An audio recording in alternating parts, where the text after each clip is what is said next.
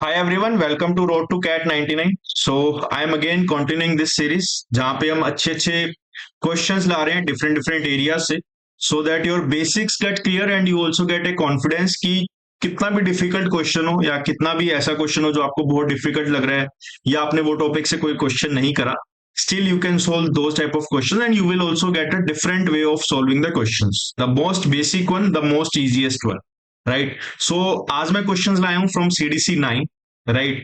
So if you haven't attempted this CDC or if you are about to attempt, don't see this video, skip this video. But if you don't have access to CDC or if you have already attempted the CDC 9 that was recently conducted, right, then you can watch this video. So in this video we will discuss three good quality questions and we will also see कि उन questions को आप बहुत easy way से है ना, बहुत एक बेसिक वे से आप कैसे कर सकते हो. फाइन. देखो फर्स्ट क्वेश्चन क्या कह रहा है, if the arithmetic mean and the geometric mean of the pth and qth term of the sequence, ये एक सीक्वेंस है, इसके पीएथ और क्यूएथ टर्म का अरिथमेटिक मीन और geometric mean are the roots of the equation this then the value of p plus q, है ना. कोई आपका एक पीएथ टर्म होगा, क्यूएथ टर्म होगा, उनका अरिथमेटिक मीन और उनका ज्योमेट्रिक मीन मेरे पास दो वैल्यूज देगा और दो वैल्यूज वो कौन सी होंगी, ये इक्वेशन का रूट है ना. सबसे पहले मेरा स्टार्टिंग पॉइंट क्या होगा, मुझे इक्वेशन सिंपल दिख रही है, 2x² minus 9x plus 10 is equal to 0, right. मेरा ये स्टार्टिंग पॉइंट होगा. अब इस इक्वेशन को सोल्व करने का आपको इजी वे पता है, 10 इंटू टू 20, तो मुझे इसको ब्रेक करना है so that I get 20 as my product. तो 2x² minus 4x minus 5x plus 10 is equal to 0, right? So I will take 2x as common, so x minus 2, 2x minus 5 is equal to 0, right? So I can say my two roots are x is equal to 2, है ना, x is equal to 5 by 2. तो इनमें से एक मेरा arithmetic mean होगा और एक मेरा ज्योमेट्रिक मीन होगा, right. A lot of students must be confuse कि सर इसमें से अर्थमेटिक मीन कौन सा होगा एंड ज्योमेट्रिक मीन कौन सा होगा. एज आई ऑलवेज सजेस्ट कि don't hesitate to make the case, right. Case one मेरा क्या आएगा, when I am considering arithmetic mean as 2 and case 2 will be when I am considering arithmetic mean as 5 by 2. Case 1 में मैंने लिया arithmetic mean को 2, right. तो मेरा अगर arithmetic mean दो नंबर्स का 2 है तो उसका सम क्या होगा, मैं डायरेक्टली सम लिख सकता हूँ 4. अगर मेरा ज्योमेट्रिक मीन 5 by 2 है तो प्रोडक्ट क्या होगा उनका, इसका square that is 25 by 4. Fine, ये तो काफी बेसिक है ना, आना चाहिए. और केस 2 में अगर अर्थमेटिक मीन मैं 5 by 2 लूं तो मेरा सम क्या होगा, 5 by 2 इंटू 2 दैट इज 5 और प्रोडक्ट क्या होगा 2 का स्क्वायर दैट इज 4. फाइन. अब अगर आप सीक्वेंस में देखो, you have to find two numbers जिनका सम मेरा या तो 4 है और प्रोडक्ट 25 by 4 है, या फिर जिनका सम 5 है और प्रोडक्ट मेरा 4 है ना. सीक्वेंस देखते हैं. ये हम क्यों कर रहे हैं, क्योंकि हमारे पास एक डेफिनेटिव सॉल्यूशन है ना, एक डेफिनेट सॉल्यूशन है. तो 32, 16, 8, 4, 2, 1, 1 by 2, 1 by 4, 1 by 8, 1 by 16, ऐसा मेरा एक सीक्वेंस है. यहां पे तुम्हें कोई दो ऐसे नंबर देखने हैं, लेट्स से केस 1 में जिनका सम 4 हो, है ना. पहले तो it becomes it is really difficult to see two numbers which add up to 4. कोई भी नंबर ऐसा नहीं दिख रहा आपको जो आपका दो सम को मिला के 4 आएगा, है ना, दो नंबर्स को मिला के सम उसका 4 आएगा, राइट. केस 2 में देखते हैं, मे बी केस 1 पॉसिबल हो बट केस 2 में भी देखते हैं. आपको नंबर चाहिए सम 5 हो और प्रोडक्ट 4 हो. आपको क्लियरली दिख रहा है कौन कौन सा नंबर होगा, दो नंबर अगर चूज करने हैं जिनका सम 5 हो और प्रोडक्ट 4 हो. ये वाले नंबर्स, इनका दोनों का सम क्या है 5 और इनका प्रोडक्ट क्या है 4.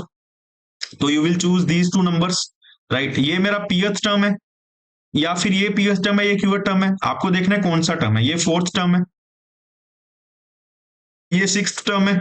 तो उसने क्या पूछा है, p प्लस क्यू की value. So your answer will be 4 plus 6, your answer will be 4 plus 6 that is 10. समझ आया, right. Let's see the next question. Next question देखो काफी अच्छा क्वेश्चन है अर्थमेटिक से, but again it was the most basic one. अगर आपने question practice किए हैं मिक्सचर एंड एलिगेशंस के तो आपको ये क्वेश्चन 100% आना चाहिए. क्या बोल रहा है, from a vessel completely filled up with pure milk, एक वेसल में प्योर मिल्क है, वाई लीटर्स आर रिमूव. अब उसमें से वाई लीटर अगर रिमूव कर रहे हो तो सिर्फ मिल्क ही रिमूव होगा बिकॉज इनिशियली उसके पास पूरा मिल्क है, right. Y litres are removed and replaced with an equal quantity of water. Y litre को रिमूव किया फिर वाई लीटर उसने डाला, है ना. वाई लीटर आपका वाटर आ गया, तो मैं कह सकता हूं अब क्या होगा, मेरे पास वाटर कितना हो जाएगा वाई लीटर्स, राइट. और मेरा मिल्क कितना हो जाएगा एक्स लीटर, एक्स मैंने एज्यूम किया है, और मेरी टोटल क्वांटिटी क्या हो जाएगी X plus Y. Fine. The process is repeated one more time. है ना। अब सेम चीज मैंने एक और बार करी, that is I again removed Y litres and then I put Y litre of water. अब अगर आपने मेरी क्लासेस देखी हुई है, if you know the final by initial concept, तो आपको पता होगा हम ये कॉन्सेप्ट पे किस पे फोकस करते हैं, जो क्वांटिटी मेरी चेंज नहीं हो रही। इसमें क्या नहीं चेंज हो रहा, इसमें x is not getting change, है ना। वाई मुझे रिमूव हो रहा है, वाई फिर ऐड हो रहा है, मतलब वाटर ऐड हो रहा है ना। मिल्क मेरा ऐसे ही पड़ा है, तो मैं मिल्क पे फोकस करता हूँ। अभी मेरी मिल्क की क्वांटिटी एक्स है, लेट से मैं एक बार और ऑपरेशन करूंगा, तो अभी मेरी इनिशियल क्वांटिटी क्या है, एक्स प्लस वाई, और फाइनल क्वांटिटी क्या हो जाएगी after removing Y litres, that is X. तो ये मेरी आ गई मिल्क की, सिर्फ मिल्क की quantity, right, after this operation, right. तो अब मुझे पता है इन्हें 64 litre sample of the resulting solution 15 litre is water. अब एट द एंड वो बोल रहे हैं आपके पास 15 लीटर वाटर है, राइट। तो how much milk do you have at the end, 64 minus 15 that is 49। और टोटल कितना बोल रहे हैं, 64 लीटर सैंपल, तो x प्लस वाई की वैल्यू 64 आ गई। तो कैन आई से x square will be 64 into 49।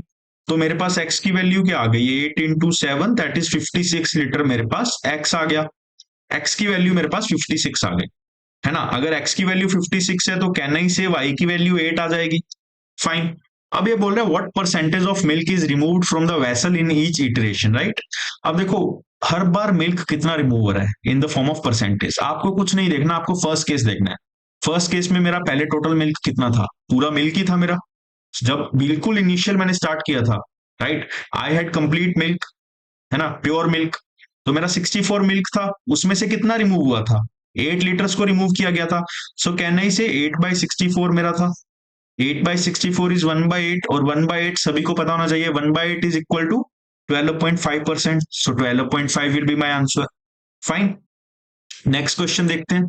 Next question क्या बोल रहा है, for all real numbers x greater than zero the equation this holds true, how many integral values of x are possible. देखो काफियों को, जिन्होंने लोग नहीं पढ़ा उनको लग रहा होगा, है ना, लोग हार्ड टॉपिक है and they must have ignored this question. But if you have understood the log topic, if you have covered the log topic, right, each and every question that comes from the log topic is in the range of easy to moderate only, right। ये question देखते हैं क्या बोल रहे हैं। पहले तो range पे फोकस करो, x अगर मेरा नंबर में आ रहा है तो ग्रेटर देन जीरो होता है, और अगर बेस में आ रहा है तो x greater than zero and x not equal to 1। तो आपको ये हमेशा ध्यान में रखना है ना, question setter will not always tell you this thing, right. मेरा x नॉट इक्वल टू 1 होगा। अब थोड़ा सा सोल्व करते हैं। क्या मैं log 9x, देखो इसको बस मुझे इक्वेशन को सिंप्लीफाई ही करना होता है, उसके अलावा मुझे कुछ नहीं करना होता, ठीक है। log x 8, ठीक है। अब मैं क्या लिख सकता हूं इसको, log 3 का square x minus log x। क्या मैं इसको 2³ into 3 लिख सकता हूं। मुझे जितना प्राइम नंबर में ब्रेक होता है ना log का क्वेश्चन, उतना प्राइम नंबर में ब्रेक करना रहता है, to make it easy, right. 2³ right. अब देखो ये 2 की पावर अगर मैं बाहर लूंगा, है ना, तो it will become reciprocal of itself. तो मैं इसको 1/2 लिख सकता हूँ, 1/2 log 3x माइनस, आपको पता है log a इंटू बी क्या होता है, log a into B is log a plus log b, है ना। इसको log a plus log b, तो ये 3 को मैं बाहर लिख सकता हूँ, अगर बाहर लेके जाऊंगा तो 3 लिख सकता हूँ, है ना, minus log x3 is equal to 7/6 minus 3 log x2। अब आप देखो 3 log x2 and 3 log x2 will get cancelled with each other। Fine. मेरे पास अब क्या बचा, now I will have half log 3x minus log x3 is equal to 7/6। Fine. अब देखो log एक प्रॉपर्टी आपको और पता होनी चाहिए, that is log a b को you can write log a divided by log b, right. This is also one of the properties, right. log a b को आप क्या लिख सकते हो, log a by log b, या I can say log b a is equal to 1 by log a b, ठीक है। ये एक मेरी प्रॉपर्टी होती है, सेम ही चीज है ना, ये दोनों सेम ही चीज है। फाइन। अब थोड़ा सा अगर मैं 6 को इस साइड ले आऊंगा तो can I write 3 log 3x minus 6 log x3 is equal to 7। अब मुझे पता है ये मेरी एक इक्वेशन बन रही है, I have to solve this equation, है ना। तो मैं अगर log 3x को इक्वल टू a एज्यूम कर लेता हूं, तो मेरा जो log x/3 है, can I say this is equal to 1/log 3x, and 1/log 3x मेरा क्या हो जाएगा, 1/a। फाइन, तो can I say 3a minus 6/a is equal to 7? Fine, कुछ नहीं किया मैंने, है ना, I am just trying to solve the equation. Fine, अब इसको मैं क्या लिख सकता हूं, 3a² minus 7a minus 6 is equal to 0। Fine, so I am getting 18 out of this, और मुझे यहाँ पे भी 18 बनाना है, तो I can write 3a² minus 9a plus 2a minus 6 is equal to 0।